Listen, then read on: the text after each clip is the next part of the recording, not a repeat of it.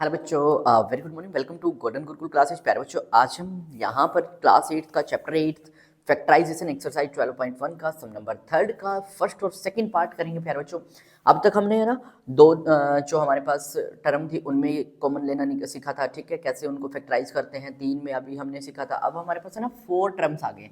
अब इनमें कैसे हमें फैक्टराइज करना है, कैसे करना है, वो आज हम सीखेंगे बच्चों। देखो, सबसे पहले क्या है ना, अब ये जो दो हम लेंगे और ये दो हम लेंगे, तो इन दोनों में क्या कॉमन आता है वो हम चेक करेंगे बच्चों, ठीक है।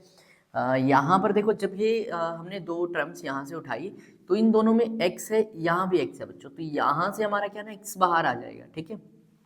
अब x स्क्वायर था तो यानी कि हमारे पास एक अंदर x बच जाता है बच्चों, ठीक है। अब बीच में प्लस का साइन था, ठीक है, यहाँ से x बाहर चला गया तो एक y बच जाता है। इस तरीके से अब हम करेंगे, ठीक है।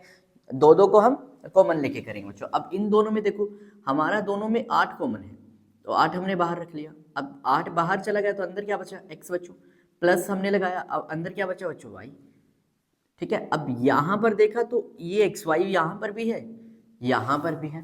अब इन दोनों में से हमने किसको कॉमन ले लिया बच्चों, x प्लस वाई को। x प्लस वाई को बाहर रखा तो अंदर की साइड में क्या बच रहा है, x, और यहाँ पर क्या बच रहा है 8, बीच में साइन प्लस का है बच्चों।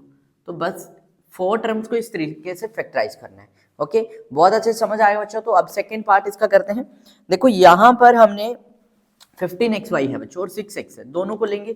15xy को हम क्या लिख सकते हैं बच्चों, 3 मल्टीप्लाई 5, 3 5 जा 15 है ना, और x मल्टीप्लाई y, ठीक है।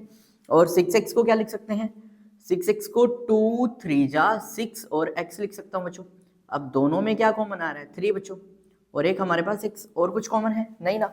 तो अब हम 3x को दोनों में से बाहर रखेंगे, ठीक है। अब अंदर की साइड 15x में से क्या बचता है बच्चों, 5y, बीच में साइन माइनस का है तो माइनस का रखेंगे बच्चों, ठीक है।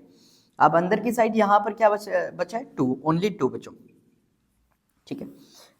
अब इन दोनों में से कॉमन लेंगे बच्चों। अब आप बोलेंगे कि इन दोनों में तो कुछ भी कॉमन नहीं है, पर जब भी है ना ऐसा होता है ना कि कुछ भी कॉमन नहीं आ रहा है, तो वहां पर बच्चों सबके साथ एक चीज मल्टीप्लाई होती है जिसको हम बोलते हैं 1। तो यानी कि वहां पर कौन कॉमन है, 1 बच्चों, ठीक है। तो 5y माइनस 2 में से हमने 1 को कॉमन लिया तो अंदर क्या बचा बच्चों, 5 माइनस 2, 5y माइनस 2 बच्चों।